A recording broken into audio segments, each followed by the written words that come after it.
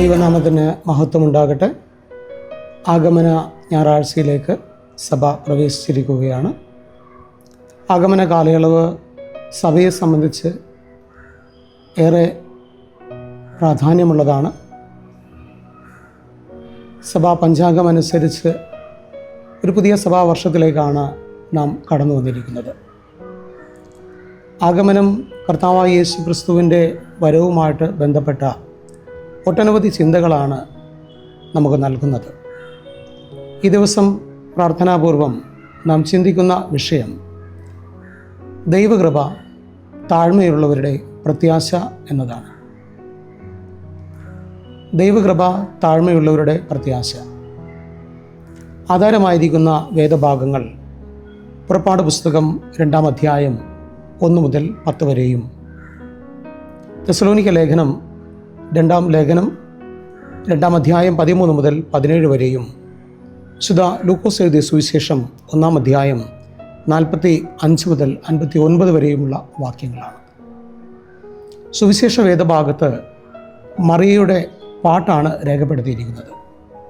പരിചിതമായ ഒരു വേദഭാഗം.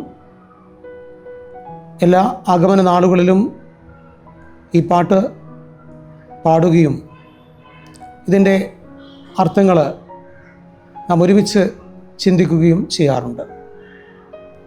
മറിയയുടെ പാട്ട് അതിമനോഹരമായിട്ട് രേഖപ്പെടുത്തുമ്പോൾ തൻ്റെ ജീവിതാവസ്ഥയിൽ ദൈവം തന്നോട് കാണിച്ച ദയയുടെയും കരുണയുടെയും അനുഭവത്തിൽ നിന്നുകൊണ്ടാണ് ദൈവത്തിന് ഈ പാട്ടിലൂടെ മറിയ സ്തുതിസ്തോത്രങ്ങൾ അർപ്പിക്കുന്നത്. വിശ്വാസ ജീവിതത്തിൽ നമ്മെ സംബന്ധിച്ച് നാം ഇന്ന് ഉന്നതരാകുവാൻ ആഗ്രഹിക്കുന്നവരാണ്. നമ്മുടെ ജീവിതത്തിൽ ഉയർച്ചയ്ക്ക് വേണ്ടി എന്തും ചെയ്യുവാനായിട്ട് ആഗ്രഹിച്ച് മുന്നേറിക്കൊണ്ടിരിക്കുന്ന ഒരു കാലയളവിൽ മറിയ തൻ്റെ ജീവിതാനുഭവത്തിൽ താൻ ദൈവത്തിൻ്റെ താഴ്മയുള്ള ദാസി എന്ന് സ്വയം നമ്മെ പരിചയപ്പെടുത്തുകയാണ്.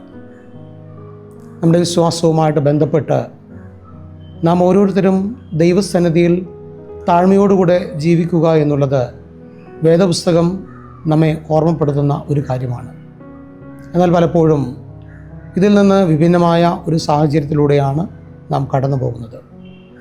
ആഗമന കാലയളവ് നമ്മെ ഓർമ്മിപ്പിക്കുന്നത് താഴ്ചയിലേക്ക് ഇറങ്ങി വന്ന ക്രിസ്തുവിനെയാണ്. അതുകൊണ്ട് ദൈവത്തിന് മുൻപിൽ താഴ്മയുള്ളവരായിരിക്കുക എന്നുള്ളത് നമ്മുടെ ജീവിതത്തിൽ നാം ഇന്ന് പാലിക്കേണ്ടുന്ന ഒരു കാര്യമാണ്.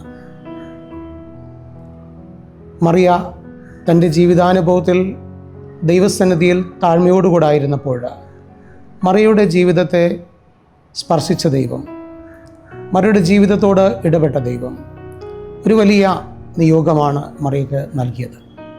ദൈവപുത്രനായ ക്രിസ്തുവിനെ ഗർഭം ധരിച്ച് ഈ ലോകത്തിനായിട്ട് നൽകുക എന്നുള്ളതായിരുന്നു.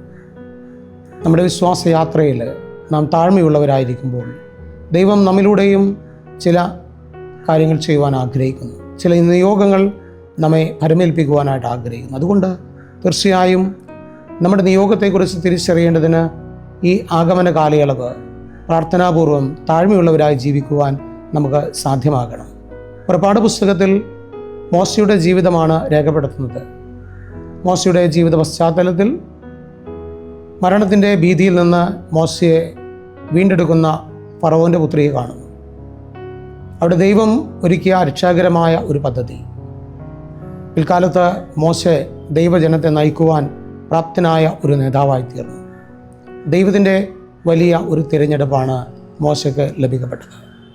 തൻ്റെ ജീവിതത്തിലും മോശ പറയുന്നത് പിന്നീട് തനിക്ക് കുറവുകളുണ്ട് എന്നുള്ളതാണ്. എന്നാൽ ആ കുറവുകളിൽ നിന്ന് ദൈവം മോശയെ എടുത്തുപയോഗിച്ച് ഒരു വലിയ ജനത്തെ നയിക്കുവാനുള്ള ഉത്തരവാദിത്വം ഏൽപ്പിച്ചു. നമ്മുടെ ജീവിതത്തിൽ എല്ലായ്പ്പോഴും നാം ദൈവസന്നിധിയിൽ വിനയപ്പെടുവാനായിട്ട് സാധിക്കണം. അത്ഭുതകരമായ ദൈവത്തിൻ്റെ നടത്തിപ്പ് അനുഭവിച്ചറിയുവാൻ നമുക്ക് സാധ്യമാകണം. ലേഖനവേദഭാഗത്തിൽ നാം കാണുന്നത് പൗലോസിൻ്റെ വാക്കുകളാണ്. തിരഞ്ഞെടുക്കപ്പെട്ടവരോടുള്ള കൂട്ടായ്മ ബന്ധത്തിൽ പൗലോസ് അവരെ ഒരിക്കൽ കൂടെ ശക്തീകരിക്കുകയാണ്. പീഡനങ്ങളുടെ മധ്യേ, കഷ്ടതകളുടെ മധ്യേ, അവർക്ക് നേരിടേണ്ടി വന്ന എല്ലാ പ്രതിസന്ധികളിലും ദൈവം അവരോട് കൂടെയിരുന്നു. ഒരിക്കൽ കൂടെ അവരുടെ ശക്തി അത് തിരിച്ചറിഞ്ഞുകൊണ്ട് മുന്നേറുവാനുള്ള നല്ല ചിന്തകൾ പൗലോസ് അവർക്ക് നൽകുമ്പോൾ അവരുടെ ജീവിതത്തിലെ സകല ഭീതിയും അകന്നു പോകുകയാണ്. ഈ ആഗമന കാലയളവിൽ നാം ഓർക്കുക, നമ്മുടെ ജീവിതം ദൈവവചനത്തിൽ അടിസ്ഥാനപ്പെടുത്തിക്കൊണ്ട് വിശ്വാസത്തിൽ സ്ഥിരപ്പെട്ടുകൊണ്ട് ദൈവസന്നിധിയിൽ പൂർണ്ണമായിട്ട് നമ്മെ തന്നെ താഴ്ത്തുവാൻ നമുക്ക് സാധ്യമാകണം. അവിടെയാണ് അർഹിക്കാത്ത ദൈവത്തിൻ്റെ അനന്തമായ കൃപ നമ്മുടെ ജീവിതത്തിൽ നമുക്ക് പ്രാപിപ്പാൻ ഇടയാകുന്നത്. അതുകൊണ്ട് താഴ്മയുള്ള വിശ്വാസ ജീവിതം നാം നയിക്കുമ്പോൾ നമ്മുടെ ജീവിതത്തിലും ദൈവകൃപ അനുഭവിപ്പാൻ ഇടയാകും.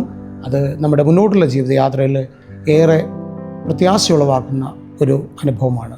ആ പ്രത്യാശയിൽ ജീവിപ്പാൻ ദൈവത്തിൻ്റെ സകല നന്മകളും നമ്മെ ഒരിക്കൽ കൂടെ സഹായിക്കുമാറാകട്ടെ. ഈ ആഗമന കാലയളവ് എല്ലാവർക്കും ഏറ്റവും അനുഗ്രഹപ്രദമാകട്ടെ എന്ന് പ്രാർത്ഥിക്കുകയും ആശംസിക്കുകയും ചെയ്യുന്നു. തലകൾ വണക്കാം, പ്രാർത്ഥിക്കാം. ക്രിസ്തുയേശുവിൽ കൂടെ ഇന്നും ഞങ്ങളെ ഏറ്റവും അധികമായിട്ട് സ്നേഹിക്കുന്ന പിതാവായ ദൈവമേ, കാലസമ്പൂർണതയിൽ പുത്രനായ ക്രിസ്തുവിനെ ലോകത്തിലേക്ക് അവിടുന്ന് അയച്ചു.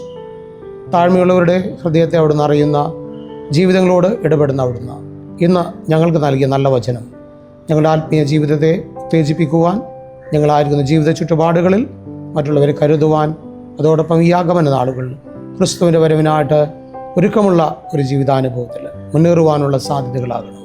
പരിശുദ്ധാത്മാവിൽ ഞങ്ങളെ ബലപ്പെടുത്തണം. ക്രിസ്തു യേശുവിൻ്റെ നാമത്തിൽ ഞങ്ങളുടെ പ്രാർത്ഥന കൈക്കൊള്ളണമേ. ആമേൻ.